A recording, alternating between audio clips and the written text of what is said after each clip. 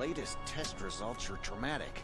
Subatomic displacement levels at 98.8%. At full capacity, we could be looking at a displacement field of 10 miles.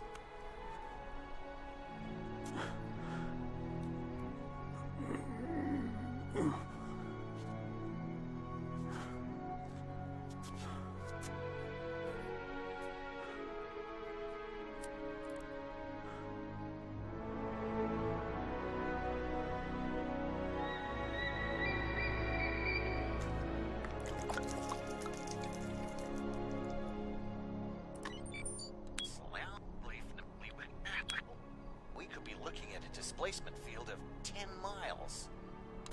And Marcia,